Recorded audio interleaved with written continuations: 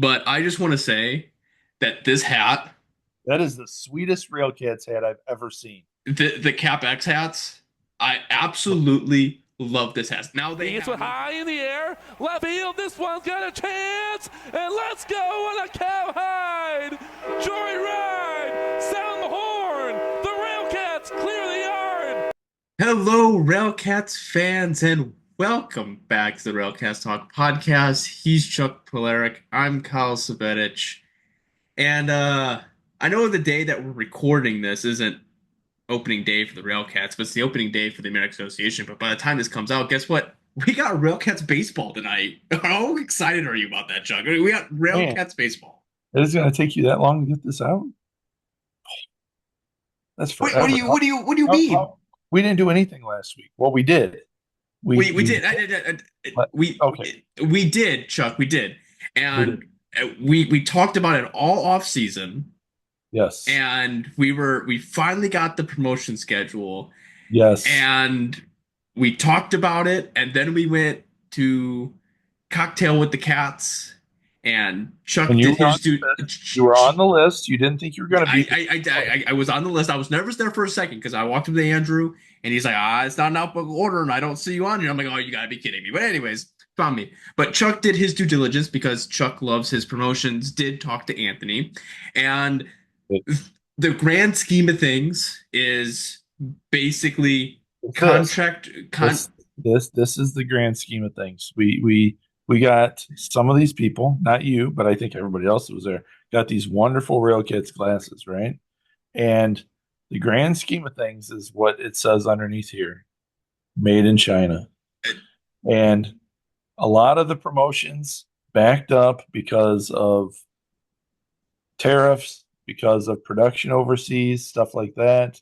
A lot of the stuff with sponsors, a lot of transitions going on with sponsors and stuff. They waited to the last minute to release the promotion schedule because a lot of stuff's up in the air.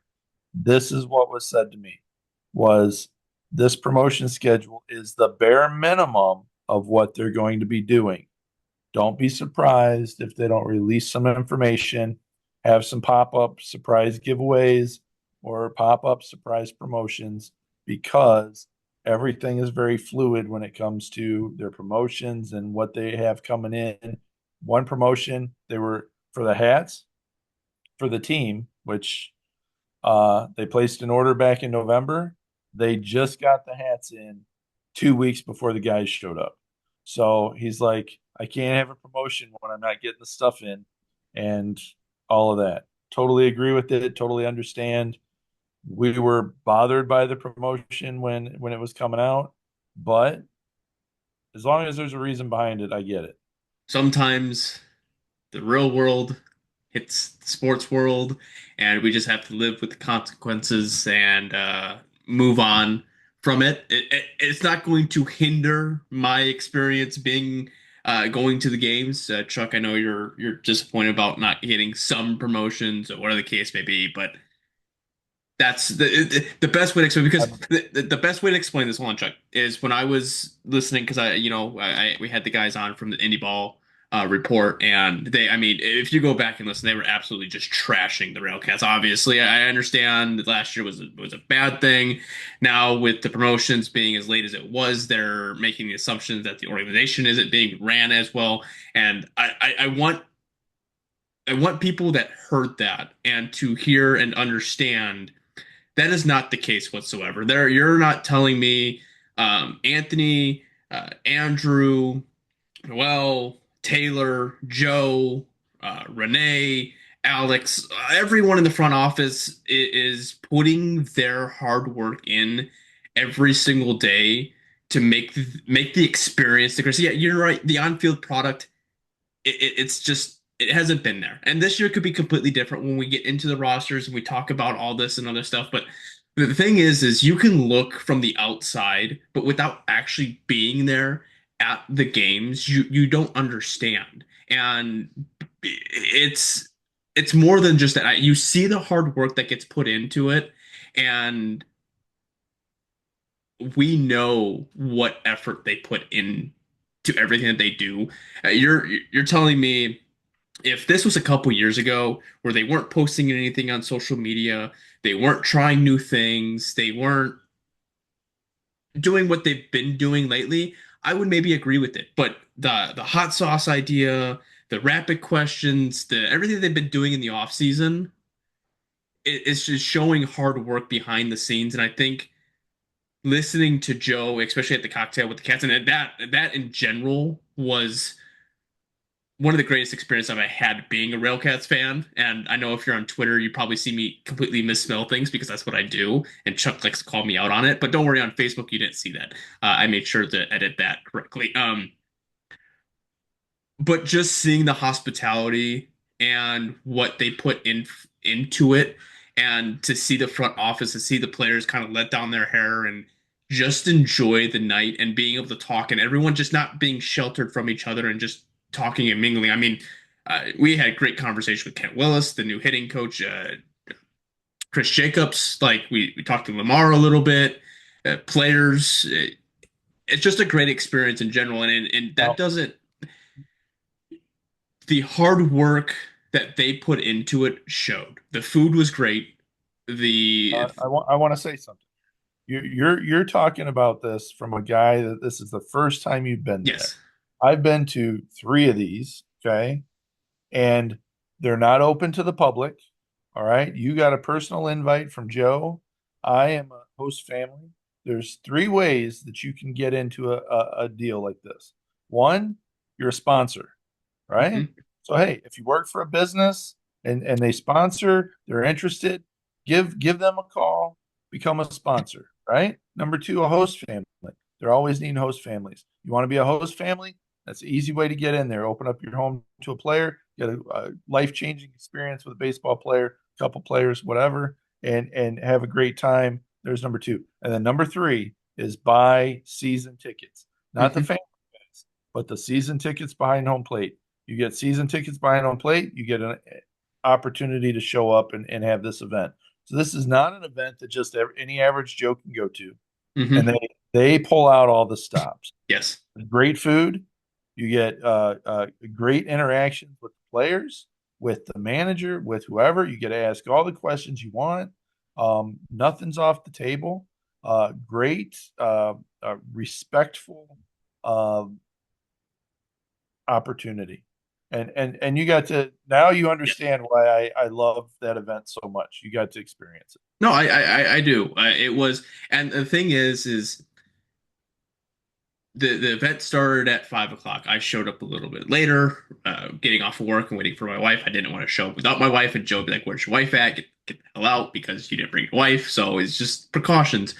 But for the managers and half of the players staying until 9:30, hanging out with the front office members and hanging out with other sponsors and fans and stuff like that, it just shows that they understand the importance of it and that they actually care to be there and communicate with everyone, because everyone gets it.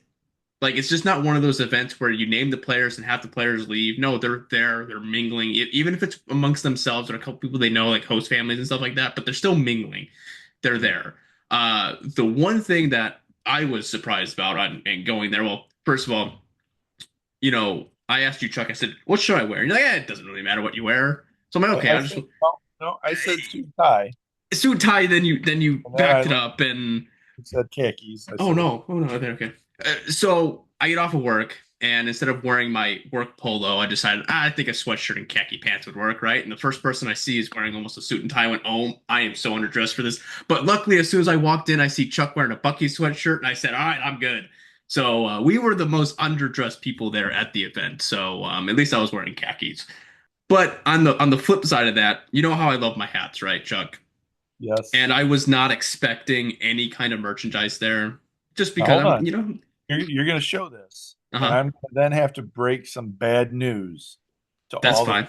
That's Go fine. ahead. You could break bad news, but I just want to say that this hat, that is the sweetest RailCats hat I've ever seen. The Cap X hats, I absolutely love this hat. Now they had this one, and they had I was full white with the steel beam and the cat claw crunching it, right? Yep. I'll ruin white So I said, for my best investment, I'm not going to buy it. I'll buy this one, which I really like. You can't really see it, but it has a green outline. And you know what the crazy part was? I was expecting these big 30, 40, $50, 25 $25. bucks.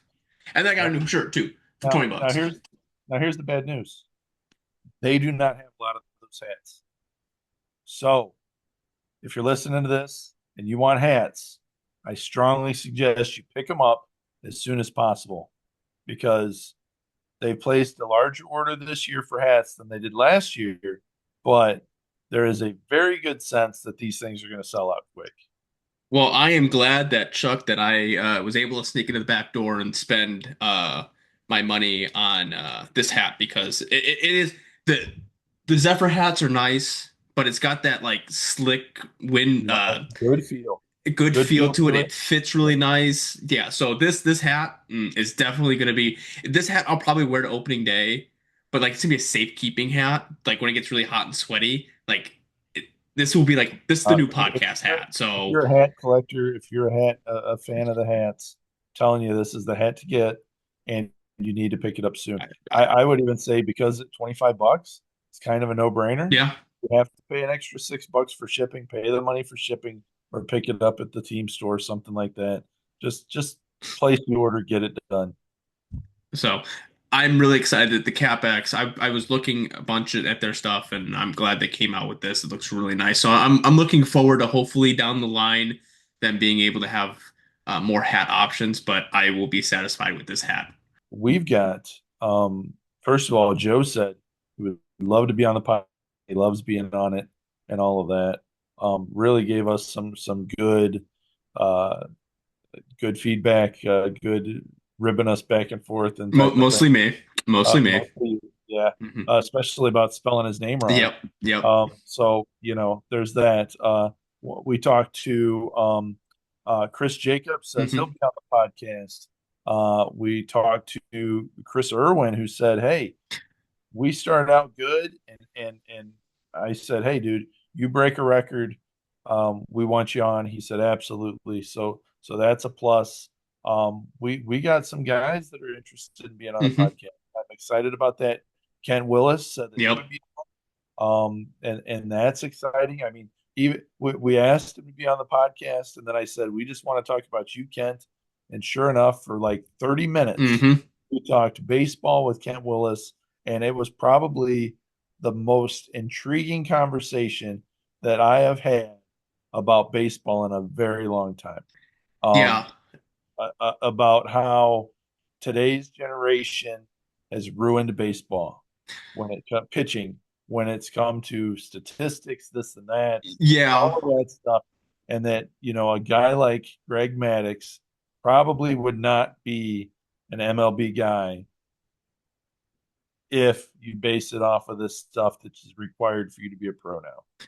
No, and I know when you hear the word analytics, you think that I'm on that side of the fence of where it's like you have to look You at this are. guy. You I'm are. not. I am not. I'm not Hold that. on a second. You just before we did this, you just spent 20 minutes. I think it was 20 minutes talking about all these statistics you wrote down and prepared for your spreadsheet, this and that, all this stuff you got done. So don't tell me that you're not analytics, It's no no no statistics, no no. Oh, all but of that stuff. did I mention anything about spin rate to you? I'm Did I say surprised that I have the pitcher's spin you rate? might have. I tuned it out I when you get started talking about a spreadsheet. when we talked to Kent and you said, "Oh, this guy's the analytical guy," and I said, "No, I'm the statistic guy." There's a difference. You have the numbers to back up what you're saying, not looking at a guy's spin rate and going, "Oh, he's got really good spin rate, but he can't hit the strike zone." But you know what? He's got good spin rate. I didn't say anything about that. Give Sorry, I me the tuned guy you out. that's gonna hit the strike Started talking zone. about spin rate. So yeah. What were you saying about? What were you talking? But I did like having the conversation with Kent and just his experience with like Greg Maggis. I think I walked in a little bit after you guys were talking about it, and all I heard was him say, "Yeah, I would say him to he would pitch it on the outside corner," and I said, "Bring it in about an inch," and he brought it in about an inch on the next pitch. So like that stuff's interesting. We talking to Chris Jacobs, and what was our biggest concern? Were they going to have an approach? And Yep. he said, "Nope, I'm cutting that off right now because we are going to have players that are going to battle. They aren't going to be easy outs." And I think that when you break down the roster from last year, the numbers on the page said, "Oh, they should be really good," and they just nothing worked itself out. And what the numbers didn't show you, or you could probably find the numbers for it, but it would take forever to do, was how many at bats were tough outs. Right. How many times do you see someone go up there and foul four or five Quality at bats is what they're looking at. quality at bats? And I'm glad that's what came out of coach's mouth was, "Hey, we want to be hard to play against. We Yep. want to take the pitcher's pitch count from 9 pitches an inning to maybe 20, 25. Like that's how that's the Yep. beautiful thing about baseball is when you get into a series, especially like Cleburne, if you can burn through their starting rotation and burn through their bullpen by the end of that series, they're going to be so worn out that you're gonna be on the positive side of winning those. And I think that's a lot of And failures. a lot of times, if you're playing those Tuesday, Wednesday, Thursday series, they're also going to be tired for Friday, Hmm. Saturday, Yep. Sunday against whoever they're up against next. So you take the wind out of their sails quick. You wear them down, and then they're wore down for a while. And you just sit back and be smart about your pitching, and don't let them do the same thing to you. You know, Yeah. patience. Patience is the And key. something else that we talked about too, and that was, hey, there was probably, I'm going to say 12, 15 times last year where we hit the ball and they watched it Hmm. and they dogged, and then the guy drops the ball and almost still throws him out at first base or throws him out at first base. And you're like, really? Running errors. Just the stuff that your little league coach tells you don't do, and these guys are still doing it. So hopefully, and he said, no, that is not happening. That is not happening. We will not be standing there watching the ball. We will run out everything. Great. That's what we need to hear from a coach like that. Yeah. It's fantastic. And he also said that because I had been hearing great things about him. Hmm. He also said that his his view on coaching is that he wants to be the coach that he needed when he was playing. Yeah, and I think I was talking to Brandon and we were kind of talking about the coaches change and the kind of like from last year to this year. And it seemed like last year, not saying anything against Ramon, but I don't think he was there for the players and gave them that advice that they may need. Like with Chris, he's been through it with them. He's been in that experience, so like he understands that he'll be the coach, but he also might need to be a mentor to be a guy that's been like, "Hey, I've been here. I was here a couple years ago. I know exactly what you're going through, and I'm going to help you through it." That's Yep. half the battle. These players have the talent. They're not here because Lamar just started picking random. It may feel like that to some people, but just started They're picking random people off of high school they're not teams. they're not here because they bought a candy bar and there was a golden wrapper Yeah, inside. no, no, no. They're here for a reason, and some may need to be refined a little bit, but maybe some of these players are just having a hard time combating what they're doing because it's Right. the shell shock to them. And you have a guy that's like, "I've been there, I've done that. Here, let me walk you through this." So that's a big thing that I kind of take away from this year with the batting. Now, hopefully that shows itself out a little bit. You said I about the morale in the office and about Yes, spending the money. yes. So this What what did we come across at the cocktail with cats? so you and I both saw. I believe at the time it was Taylor. Yep, Taylor's. Yep. looking at her shoes, they were, I believe, not Air Force Ones. I think they were the Court. I'm not. Listen, I'm big into shoes, but they were Nike shoes. Nonetheless, they were Nike lifestyle shoes, and they were green and maroon. And the left shoe said Rail, and the right shoe said Cats on the back of it. Yep. They were custom made Nike RailCat shoes. Beautiful. And then beautiful shoes. And then we noticed Brandon had them. Yeah. And we're like, We got where do we get those? And come to find out, we talked to Joe, and that was their front office all-stars of the year was Taylor Campbell and Brandon Osika. So now granted they didn't blow it up and put it all over Facebook or Twitter and all that. You're not gonna see that stuff.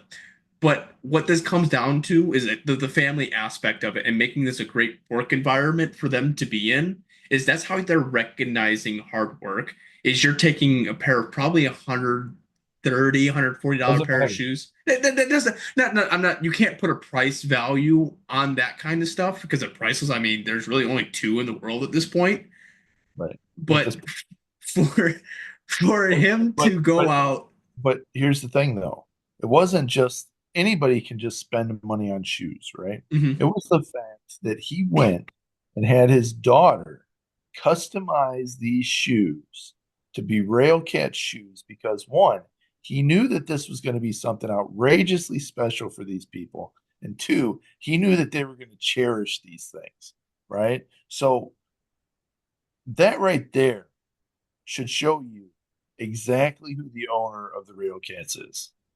Yeah. I mean, come on. And we were joking around and I said, "Hey Joe, I heard you got these shoes for them and here's two unemployed non-paid volunteer workers for the RailCats, right? And we would love to not have feet that hurt so bad, especially me having to carry this whole podcast." And that's exactly the face you made when I said that. And he explained what it was for. And when he explained that, I stopped joking. And I just said, "Joe, good choice." Yeah. Good choice on these two people to give that to him. I agree. I don't think that there's anyone in that front office, the part of that staff, that would disagree. Yeah. So it would be very hard for anyone, I think. Gotta give kudos. Gotta give props when it's due. And that was fantastic. That answers the question that I overheard of does the RailCats front office get it? Do they know how to run a front office? You can tell me on the player side of things aren't working out the best, but I can guarantee you this is probably one of, if not the best front offices to work for in the American Association. And that is not a outside poll where the team pays yep. the publicity. He picked the number one team, a front office to work in. That's not any of that nonsense garbage where we know is not true. Okay. This is absolutely, I would no doubt believe that this is one of the number one companies to work for. I would agree. And so there's that, right? And then I also forgot that when I was mentioning Chris and I was mentioning Chris having these guys on the podcast, I forgot the one guy that is going to blow this whole thing up. I don't even know how to not hype it up enough. Because I've been told that once we have this guy on here, our followers are going to be in the tens of thousands versus under 100, right? So, I don't know. Should I even mention who it is? Might as well. I mean, we're going to just name drop, right? You could do that. This might get all they're not going to watch any of the other part of the podcast. They're just going to see this and be like, holy crap, right? Jason, the coach. Jason Carbonell. Wants to be on the podcast. Actually asked to be on the podcast. Which funny story about that. This is how we were just discussing this, how I've gotten better about going out and approaching people a little bit. Right. I heard that he wanted to be on the podcast and he was upset that he hasn't been asked. I stopped what I was doing and went to go try and find him. I found him he was in a full blown conversation with someone, so I didn't want to cut him off. So then I had to backtrack. But nonetheless, we got to talk to him about it, and high possibility. And I told him flat out, I said, Jason, um, I don't know if everybody knows this or not, but we only charge $50 for you to be on the podcast. And I'm willing to give you 50% off. And he was almost going for it. It might have been that he had had a drink or two, but um, I if you want to be on the podcast, $25 charge. Normally it's 50. We're willing to give you 50% off, Jason, when you get here, when you're on. But before I guess we get in the season preview, Chuck, you got anything else that you want that we didn't kind of go over that? I, I went bowling last night with a couple of the guys. Oh, nice. Yeah. And didn't realize that a pitcher could throw a 14-pound bowling ball, 16-pound bowling ball as fast as they throw a baseball, for crying out loud. Uh, Killing us in the bowling alley. And had LG there, and I can tell you, just the this year to last year, the attitude with LG is very calm and very just soaking it in and just loving it, right? And Hmm. last year it was very uh, kind of just forcing it. Yeah. So just seeing that difference, uh, uh, really, I think he's going to have a fun year this year. And having fun is a big part of it, right? And that's what the other guys were. They were just having fun. These guys are Yeah. just uh, really, they know what they're doing, but just out having fun as a group. Fantastic time. Brandon was there with us, and he enjoyed himself. So just stuff like that. I don't think that there was any of that last year. It was very, um, you had groups or cliques or whatever, Hmm. and it was, these four guys and those two guys and whatever. And this is a very big groups getting together, having fun, uh, and all that. Fantastic. So I think the clubhouse different this year. Yeah, I heard I can't remember who said it to me, but they said even if they had the record like they did last year, they feel the locker room would is going to be 10 times better. Yeah. And if going into that mentality already that the locker room is going to be 10 times better and you're not saying you're going to have the same record. I know that projections are out there that they're going to have the same record, but if the clubhouse is going to be more cohesive, you're looking at 5 to 10 more wins a season. Oh Just yeah. because you're feeding off that energy. And here's another thing that was mentioned at the cocktail with cats to me was, and it really did feed into my theory, right? And that is that when Lamar was hired, he did not have the Rolodex. He Hmm. did not have the contacts. And he has been building those contacts. And instead of the first year where he's trying to find players, the second year where he's trying to find players and he's got a few phone calls. And then last year where he's got players that are calling him. Hmm. Now he's got connections with agents that are wanting to send players or wanting to talk to their players about playing in Gary. And that he's, hey, we got an ex-MLB guy here, Yeah. uh, that's good potential at making a huge difference. We got some guys that have been pretty high up in the ranks of baseball that are playing on our team. And so as fans, we show up, we show our appreciation to these guys, and what happens is they have a wonderful time. And when somebody calls them and says, "Hey, I'm looking for a place to play, and I saw you played at Gary. What'd you think?" I mean, come on. They're going to say that's the place to play. Yeah. And that's what we need, right? So all of it comes into this whole thing. One other thing that I came away with was, and Joe asked this of us as host Hmm. family, but really, he actually asked it of everybody that was there. He said, "Hey, uh, we can all help if we just find one person, one family one group, whatever it is, whatever your one is, that hasn't been to a RailCats game, bring them with you. Bring them with you to a game. Don't just give them tickets and say, hey, show up, but actually make it into a thing where they come with you and they can experience the RailCats. And I think that's great, great marketing, great way to look at it. Uh, I love the feeling of sellout crowds. Hmm. Rumor is we're looking at like three of them this year. Two of them are very close. One is going to be announced. It looks like so. Once again, buy your tickets, get your tickets quick because when it's sold out, it's sold out. But hey, we know what it's like to be at a sellout crowd. We know the electricity, and so when you bring your friend or bring that family member, that group, whatever it is, and then they start bringing people and they start enjoying it, they start coming more often. It turns into a whole different ball game, I guess, if that's what you want to call it. Yeah, I think because we did have a podcast that we scrapped.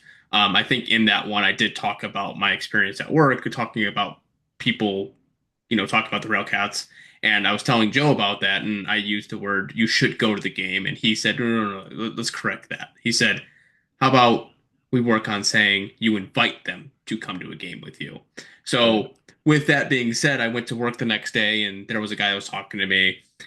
He's like, I want to be on your podcast. Like, you haven't watched a Roundcast game. But I said, what I'll do is I'll invite you to come to a game with me, and then we could talk about maybe you coming on.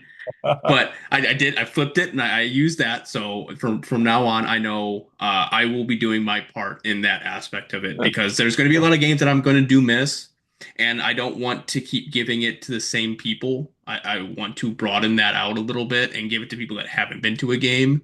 And I may not necessarily be there, but I would offer my tickets for them to go and say, I'll kind of like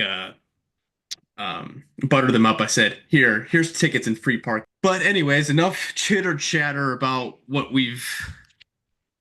Chitter chatter's fun. Anyways, um, so the Milkmen, the Railcats open Okay. up Yeah.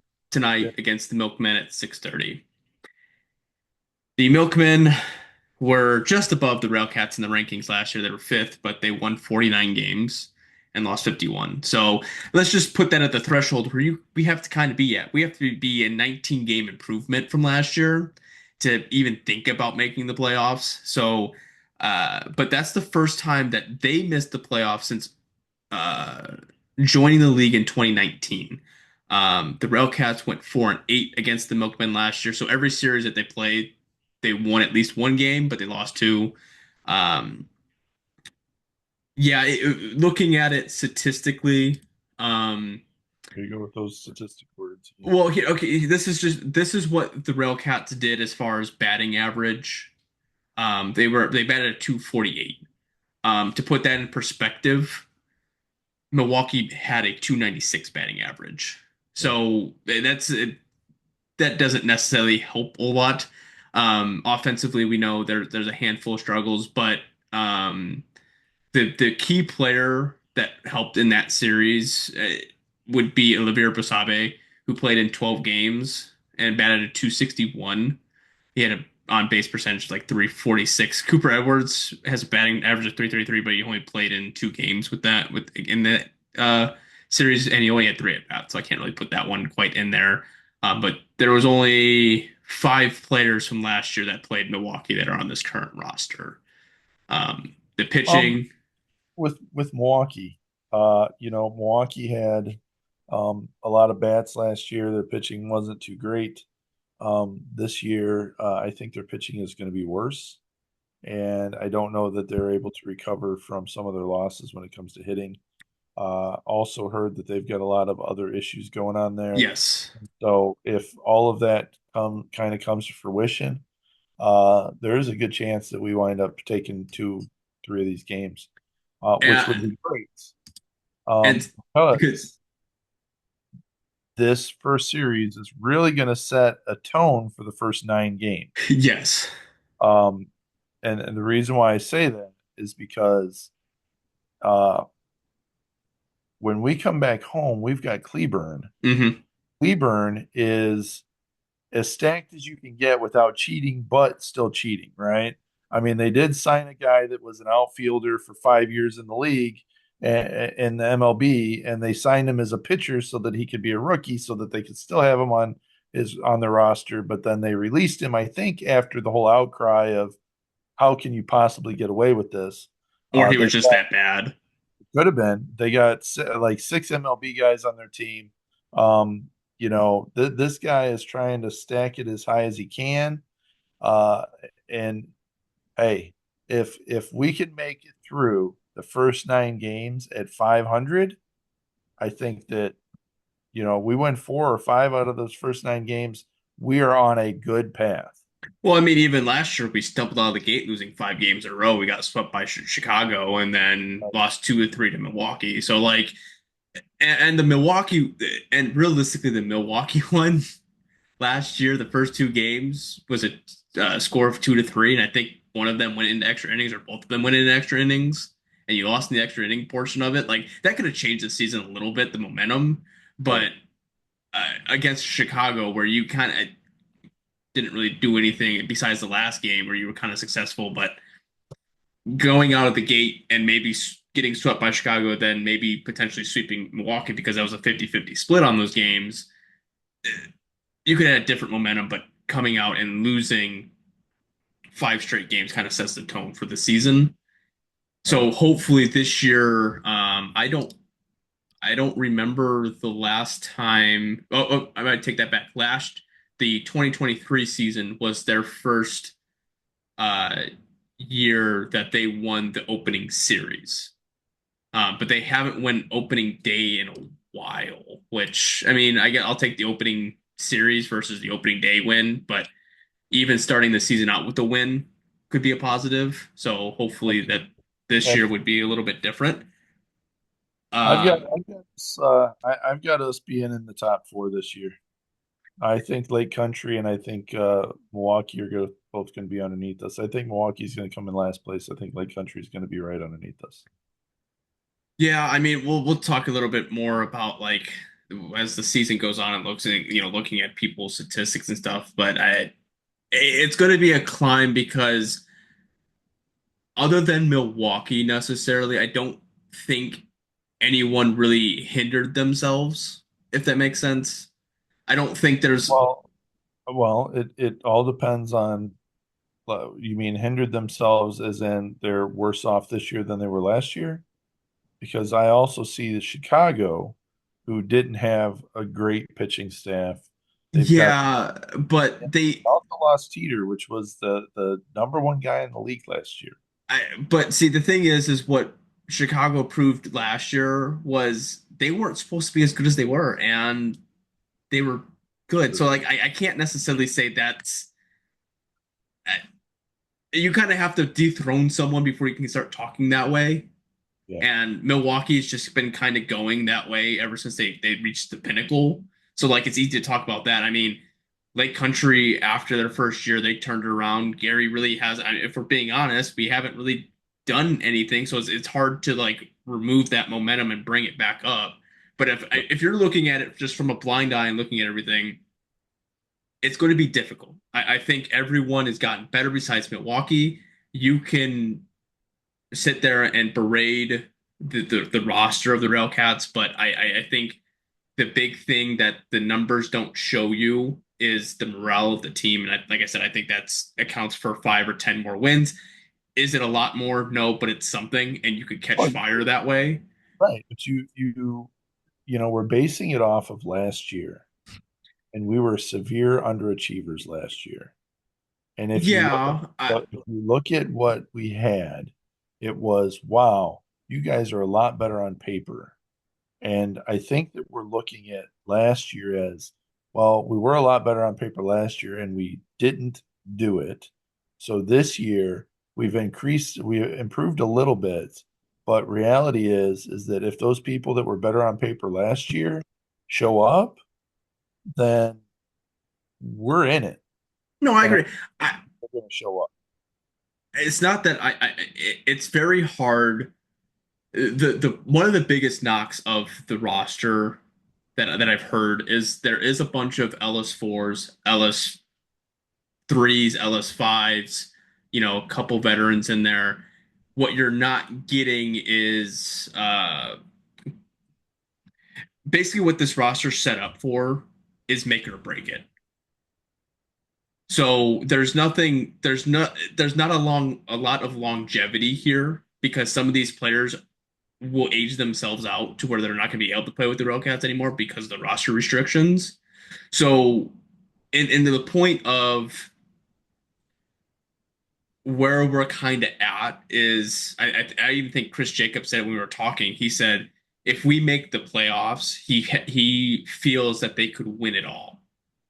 And when you look at what you have, this is the kind of roster you have. Is it a last um, ditch effort for Lamar to prove that he can put a winning roster together? And when I say this, when we talked at the beginning of the year, a lot of these people that we signed right off the bat were like, why are we signing these people?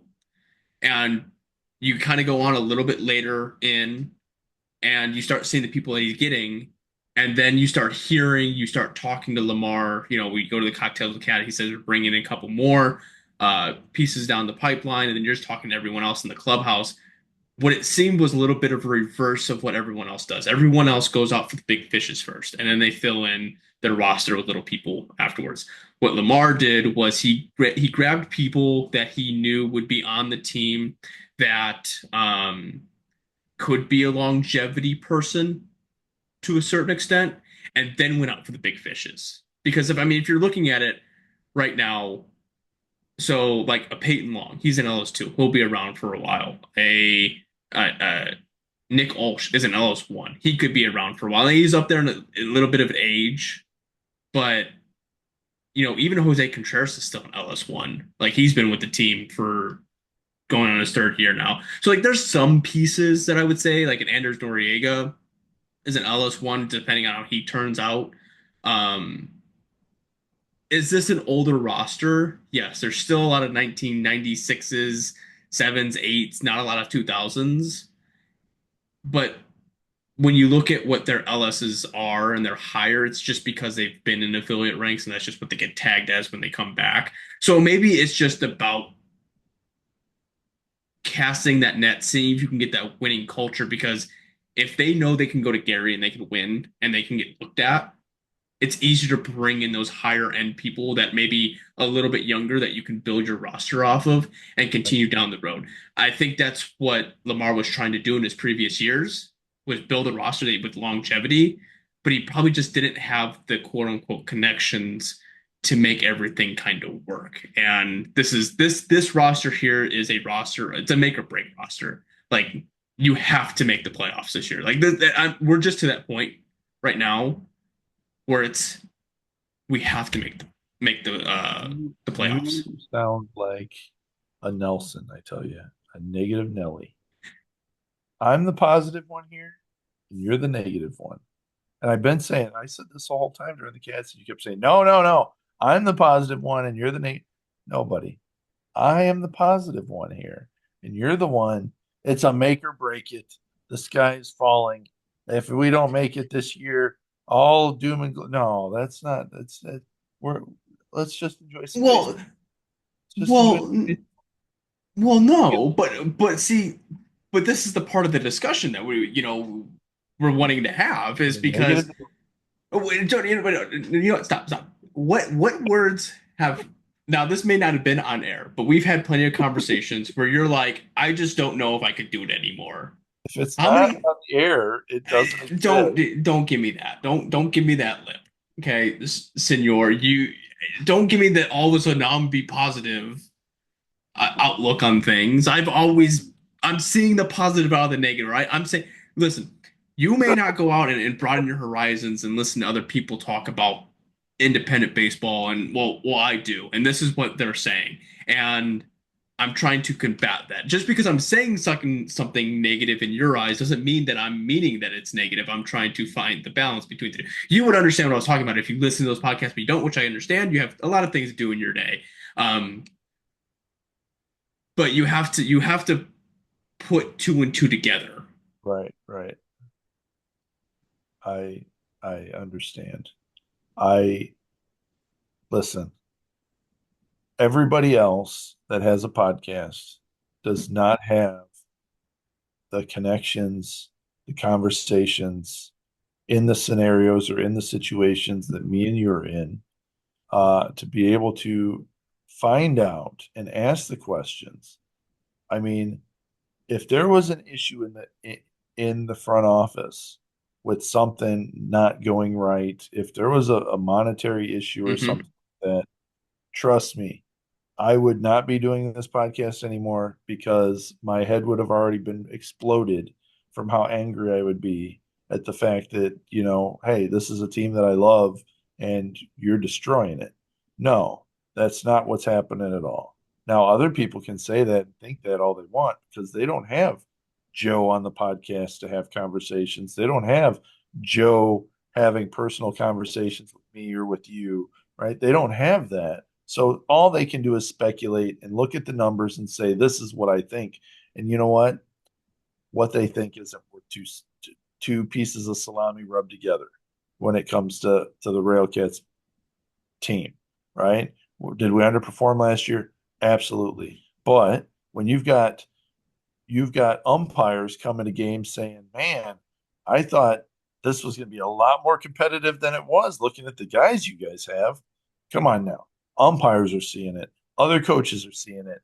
People, hanging from wherever, the rafters looking down, they're seeing it. Everybody knows that we underperformed what we were supposed to do last year.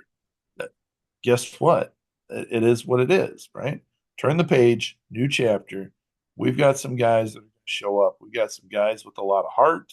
We got a lot of guys. We got a guy that throws 100 miles an hour. Yep. Come on, man. I mean, we've got. I was bad mouthing the guy that I have sitting 150 feet from me. Not bad mouthing him, but talking about the fact that he's hitting people. And you know what he does every time he comes in? Every time he comes to the house, he says, "Hey, Chuck, didn't hit anybody today." Yep. Right? I loved Just it. just having fun with that, right? And so, it's a different heart, it's a different mentality, it's a different ball game this year. Listen, looking at the roster, looking at the players themselves, right now might be a little bit different with some inactive players because we are having some visa issues. But the thing is like the players that are out right now, quote unquote, to due to visa issues, last year would have sent us in all panic mode. Yeah. But we have the backup that these players that are out, the ones that are out with the visa issues right now are going to be probably Romer Cuadraro, Andres Diaz, Marcos Gonzalez, and Carlos Machado. Maybe outside of Andres and Diaz, I'm terrible with names again. We all know that. Um, there's nothing that I'm sitting here that I'm fearing, right? We already know that DNA Oliveira is going to be the opening day starter. Like they've Yep. already announced that. So, and I think we kind of figured that was going to be the case once he was signed. That's who the guy was going to be. It sounds talking around that it might be more of a four-man rotation this year instead of a five. Um, I think I was told it was supposed to be DNA, Chris, Peyton, and there was one more. I couldn't think of that. The last maybe Brian, Spencer Adams. Brian, I think it was Spencer. Oh no, Brian. Yeah, Brian. Brian. That's what it was. So it seems like that would be a four man, maybe sprinkling in that fifth sort of deal. But I think this is where you see a lot of the um, players that we have that have a lot of starting and relief pitching experience because he doesn't want to be put in the hole that he was in last year. You lose a couple guys and the pitching staff just gets overused because you don't have uh, versatility. You have slotted people. Um, I still think we would both agree that maybe the catching is still going to be a weak link. I know we didn't really see a lot of Noriega last year. So maybe he turns it around or Cooper, uh, we know he calls a great game. We know he could throw runners out. It's just the offensive side of things. Maybe he turns it around. Maybe, he seems very optimistic and He, you know, I'll tell you who, what. If you were a baseball player looking for an attitude to have, mhm, Cooper's attitude is the one that you want to model yes, yourself. That guy has a lot of heart, a lot of effort. He's a scrapper. He's a guy that's just going to go after it, and he's a guy that will not be told no. yeah, So I mean, hey, he goes out there and he puts all that effort into hitting. He puts all that effort into whatever it is. That guy's going to succeed. So, do I see Noriega being a guy for right now? He might be. He might be the guy that starts it out. But hey, you put in Cooper any of those games, Cooper's going to make a difference. And that's I love that about this. I love that about these two guys. yeah, I agree. I know Noriega has a little bit more experience in MLB Partner League Baseball, has a slightly higher batting average. But I mean, really, it's going to come down to the defense side of things, I think, in my eyes, with some of that. But just kind of rolling back through infielders, I think I think the only one that we're kind of on the fence about would be first base. But I feel like opening day, it's probably going to be going left from right to third is Olivier Basabe, Jake Hoover, Jake Allgaier. Uh, it's either probably going to be a toss up between Jose Contreras and Elvis Peralta. I don't know. I haven't seen Elvis play. I mean, I haven't seen a lot of these players play besides the handful that we've had return from last year. But you have a couple concerns with Jose playing first. I have a couple of concerns with him playing first. But knowing him that he has played first, that's where I would slot him. Obviously, haven't seen any scrimmages, haven't heard anything, so I'm not 100% positive on that. Looking at our outfield, probably left to right is probably going to be LG Castillo, Nick Olsh, and Baron Ratcliffe. We did sign two more guys today, Yossi Gallon and uh, Joe Susi. Right. Those guys are probably because that those two put us exactly at the 27 mark without the inactive people. Obviously, they have 8 days, and I like that you have a full week to figure. I think last year they changed the rules a little bit. I think they had to have 25 at opening day, Yep. and it doesn't give you that leeway with a couple of these players. Like I don't, they're fringe guys. They might be able to turn something around if a guy goes cold or whatever the case may be. You're able to give them at least a week to kind of figure it out, and then go from there. Um, I really do think that our relief and back end of their bullpen is going to be a lot stronger than it was this year. Um, Yeah. Yeah. Starting could still be a bit of a concern, maybe, but I don't think it's going to be it's not going to be a huge. Like I said, if we limit the amount of big innings and our offense can have good at bats, it'll be a different story. Absolutely. I just think this year's approach is different, and I don't Different. think I think with having the connections that we have and not just looking at a screen going, oh yeah, this guy did this, this, and this, knowing the players a little bit better or knowing what kind of directions that we see it as and having that connection, it's a different mindset, and that's always it's not a mindset of oh we know we're good and then you crap the bed. It's we know we're good, but we still have to work at things. Yep. And I Yep. think that's where we're at. It's yeah. I don't think you have anybody that's big leaguing, and that was one of the things that was mentioned to me last year was that there were guys that had no experience that were Hmm. coming in big leaguing like they were, like they were the guy, and it's like, why are you acting like this? Well, And I well, don't think that that's even with the big leaguer. I don't think that yeah, that's happening. yeah. You So take Cody Reed for example. We talked about was it Chris Earl we talked to? I'm not sure who we yeah, talked to, but he said, yeah, he's coming off an injury, but he doesn't come off like, yeah, I was in the big leagues, like I'm better than you. He didn't. There's none of that. right. So I honestly think the mentality is just a lot better. You're I, seeing what Lamar wants in the clubhouse, and that's half the battle. yep, yep. No, a lot to just take in and absorb. Um, these, these first three games are going to be big. Hmm. The first nine games are going to be a battle, and we need to prepare for that and understand the first 9 games aren't necessarily going to sink or swim us, but just be prepared that you are going to be going up against in those second series, the series of 6. You're going to be going up against a team that is very heavily weighted, and there's a good chance that they will be the team that wins 70 games this year if they keep that group together. So, that being said, if we take some losses there, if we come away, I believe we come away in these first 9 games with 4 or 5 wins, that's a good spot to be in. I agree. This is just because because I'm funny and I like numbers. I know he doesn't like numbers, I said that you were but funny in life. I'm funny. Far from being funny, man. I'm if I listen, if I make my Like if you had 2 options: work at a sporting goods store, stand up comedy. You chose the right. no, Chuck, I did not. Okay. No, the reason I'm not a comedian is Be because funny. Be the funny. reason I'm not a comedian is because I'm terrible with crowds and a microphone. Oh. So guess what? That's probably why. But And you have fun. anyways, So there are 3 things against you there. Anyways, so what I did was we'll just go over the slash lines and the OPS. I won't go really far into depth with this.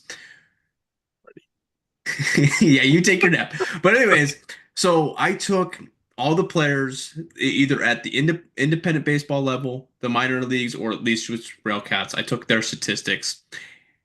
The numbers don't look good, right? So what I want to do is I want to compare what the numbers look like right now and then what they look throughout the course of the year. So right now the team in general is slashing a 231, 306, a 361 with the OPS of 374, which that tells me is that we don't hit for average. We don't hit to get on base. When we do hit the ball, it doesn't go very far. And altogether, it's just not a team that's going to be fully successful. But the numbers don't tell you that the coaching staff is a little bit different than it was the year prior. Pitching wise, we had an average ERA of 547 with a whip of 160 and a strikeout to walk ratio of 175. We do have a handful of people that are going to be able to strike people out. Like, don't get me wrong, there's a lot of people in here that can strike people out, but there's also a lot of people that gave up hits.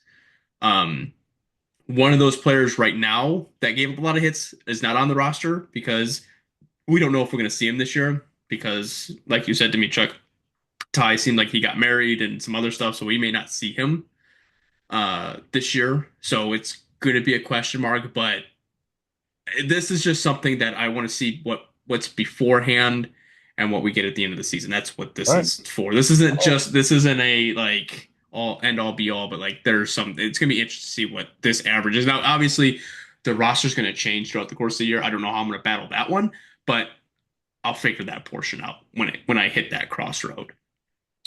But yeah.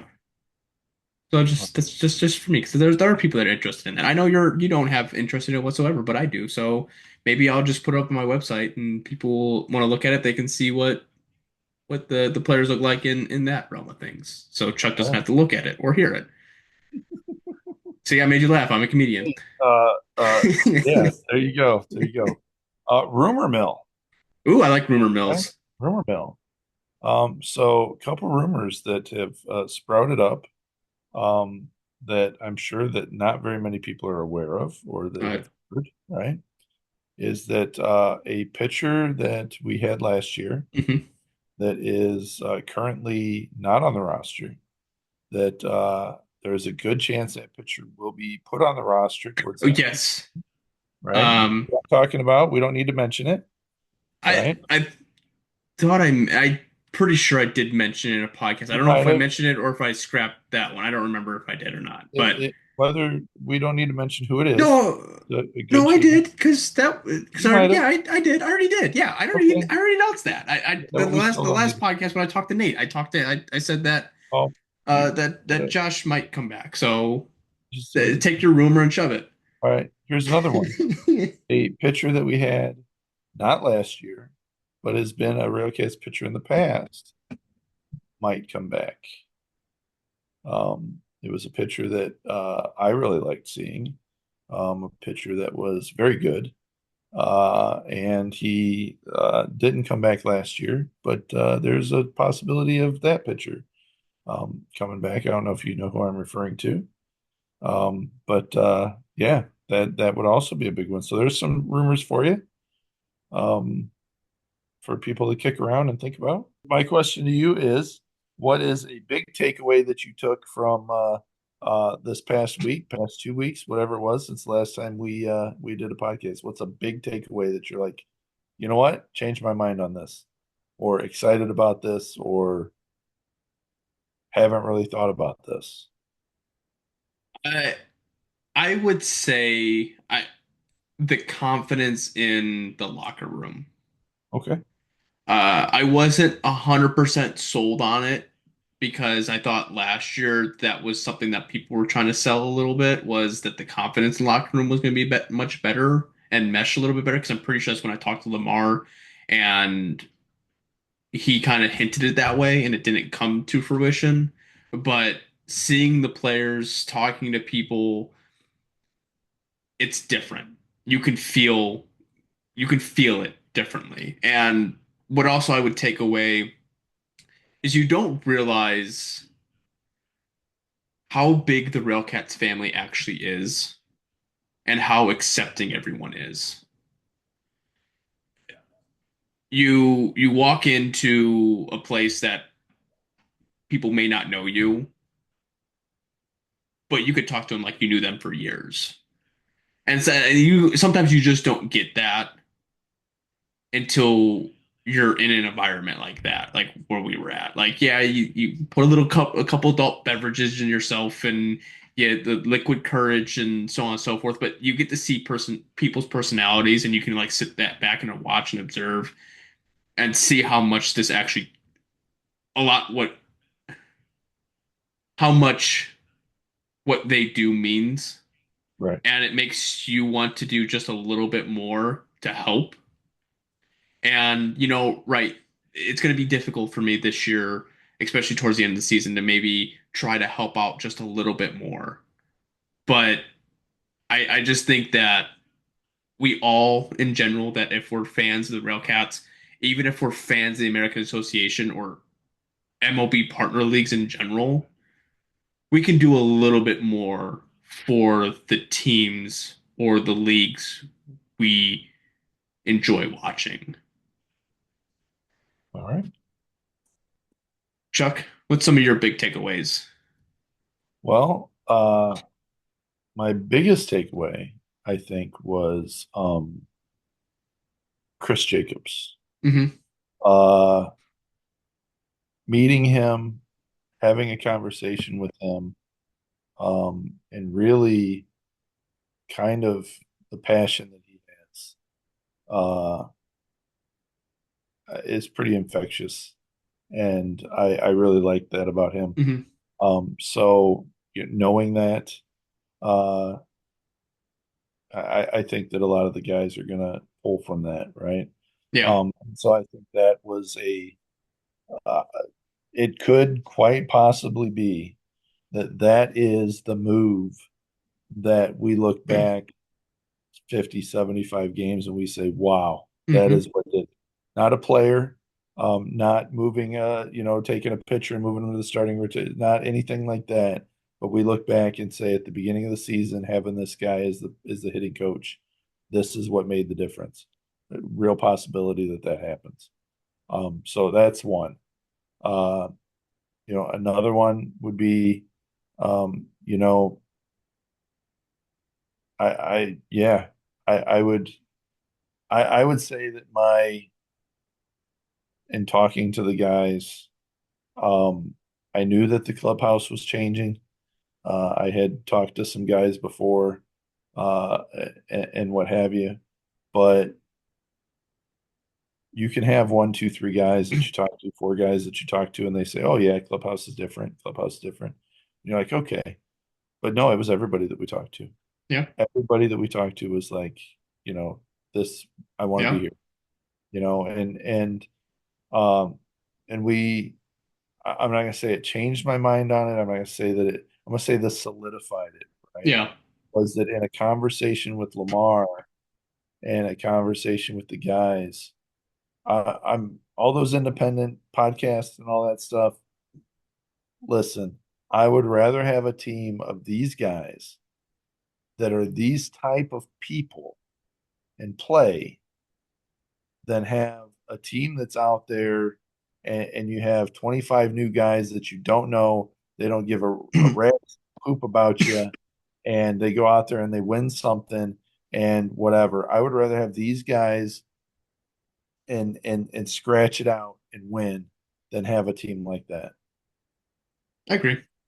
So, Chuck, let me ask you this.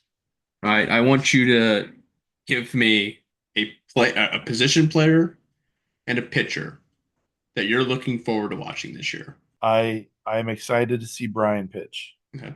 I really want to see because he's here with me, um, and I really get kind of the feel that he has a real heart for the game, and I really love his attitude and that. And so I really look forward to showing him what I bring to the game when he's pitching. So I'm excited to see him get out there. And then after seeing the guys and hearing about them, whatever, I'm excited to see Hoover play. Hmm. I think that that guy is going to be, uh, the last time I saw a shortstop that I was really excited about was uh, Danny Lingua. Yep.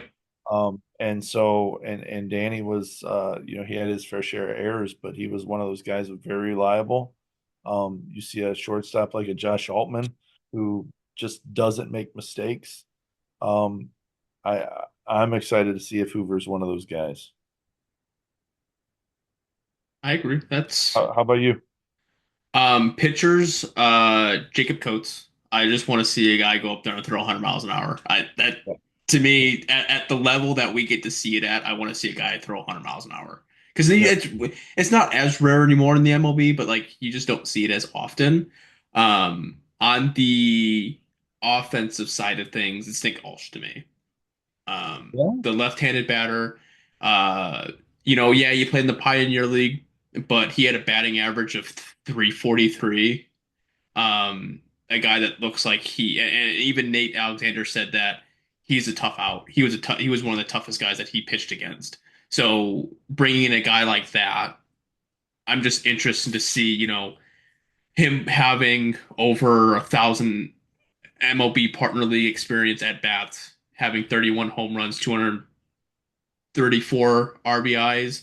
He walked 102, struck out 231 times, but I mean it's pretty on par of kind of what you're expecting. You strike out two times, walk, But anyways, he's one that I'm interested to see what uh not so much maybe defensively, but offensively that he can do.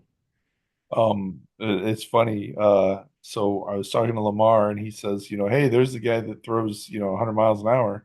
And so then I walked over and started talking to Jacob and I was like, he goes, oh, you got your Bucky shirt on. I'm from Texas. And I'm like, oh, great. Yeah. Told him about our vacation in Texas and all this stuff. And I'm thinking to myself, this guy's got to be bored out of his mind talking to me. And he just kept talking to me. And I was Yep. like, oh, okay. You know, uh, yeah, I look forward to that. Yeah, I guess when you meet these guys and you kind of you have that little taste of their personality, Yeah.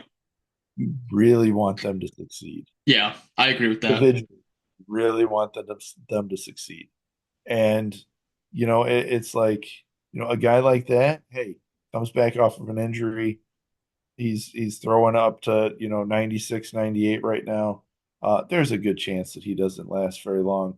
But I'll tell you what, he doesn't last very long. I'll be watching and seeing how he does wherever. And Yeah. if I can see him play somewhere else, I will. I want to see him succeed, and that's one of the great things that I take away from that whole thing. Yeah, I agree. And that's it's easy to go up to a baseball player and talk baseball. Yeah, It's even better when you get them to open up and not talk about baseball. I know. That's when we were, towards the end of the night, or not the end of the night, but like after they did the player meeting and went to the bar and all that other stuff. And uh, Jacob Acosta was sitting there, just sitting in the corner and like turning around. And I know he rooms with you, but talking with him and getting him to open up, just not talking about baseball. It just, you get to see their personalities and see that, man, these players have a light in their eye, is how I describe it. And that's just something that you just don't get. I don't think you saw last year, and you don't see in other organizations. I got two fantastic Yeah. guys, and I mean, it's wonderful. And here you were concerned you weren't going to get two good I guys didn't know because yet, and that all of a sudden, all that stuff, it kind of all worked itself out. But so here's another thing. I had mentioned this to you before. Everybody that's listening, if you have HBO, you need to watch John Oliver's Last Week Tonight. He spends the last 15 minutes or 11 minutes talking about minor league baseball, their names, gives you some very interesting facts, tells you some really big mistakes that some teams have made with their naming and what have you. Tells you about I think it was like the dynamite whale or something like that in Eugene, Oregon, and the history where it goes back to they were named after a whale that had been washed up on shore and died, and they thought it would be a great idea to blow it up with dynamite so that the birds could eat pieces.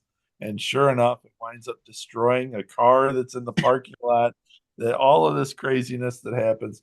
But anyways, he gets into that. But at the very end, he makes an offer. He says that he is willing to take a minor league team and rename it, rebrand it, but you can't ask any questions as to what they're going to come up with. And they provide a mascot and all of that stuff. And it got me to thinking, is it time to rebrand the RailCats? no, don't. You said that to me. That's a whole, you know what? That's an off-season podcast, and I want to just slap you with the wettest fish I could find. Okay. Okay. Don't renaming the rug. Get out of here. I'm just Like, saying. if you're gonna do it for a game, that's fine, but a whole no. I'm just saying. I got to thinking about it. Is Rusty getting a little old for his age? Is he? You're telling me outside of a panda in a trash can on a rocket ship, right? That the G hat that you have on your head and the logo that I'm wearing on my head right now, and the Railcats main logo in general, is it one of the coolest independent major league, minor league logos out there? You're high.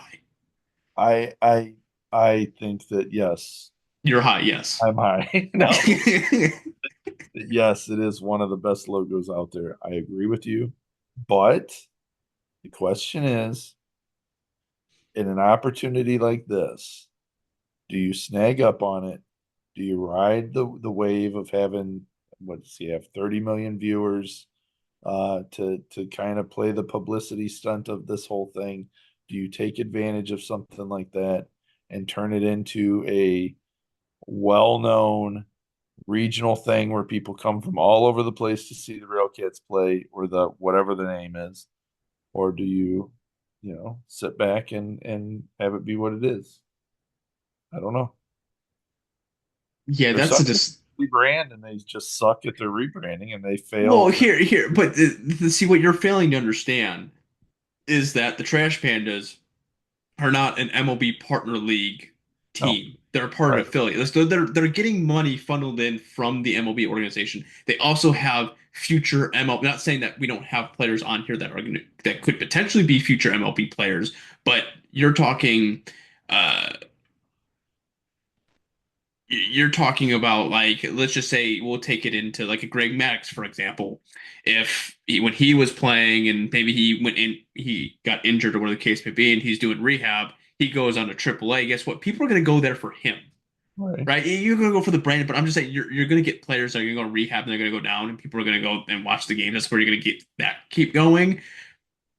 I just don't think you're The, going to rebrand and the then Trash Pandas got $3.5 million in merchandise sold before they played a single game.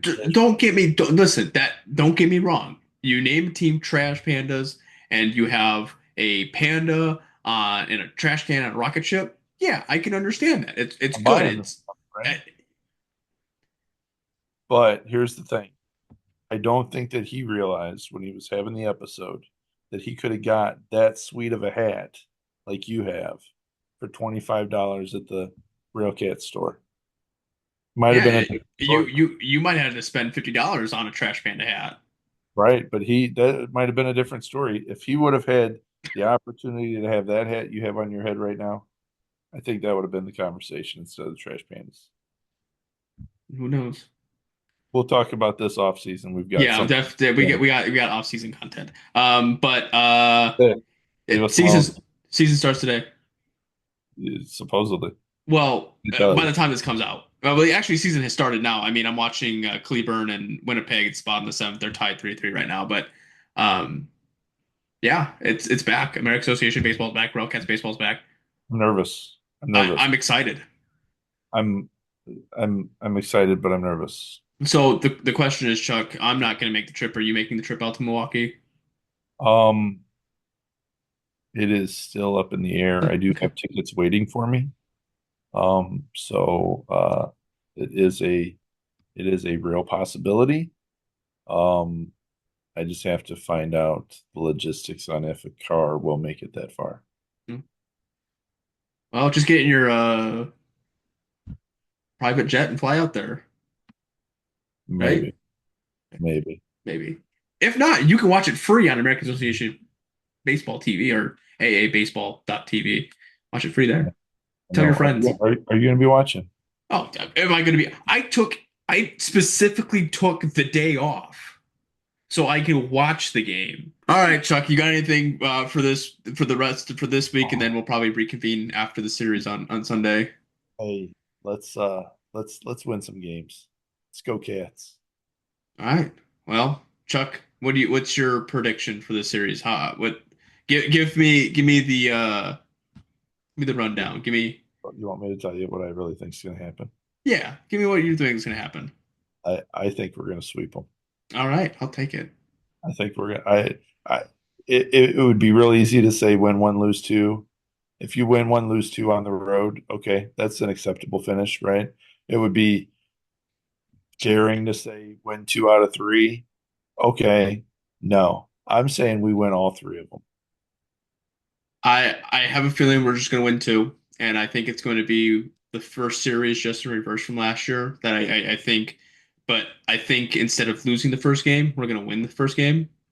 We're going to lose the second game, and then we're going to win the third game. We're in the order match. That's how I feel it's going to be. And losing's not a bad thing necessarily. I would like a sweep, but I'm just looking at it realistically. That's what I'm going with. Oh, I So, think we're going to put a hurting on Milwaukee that they're going to be like, what are we doing?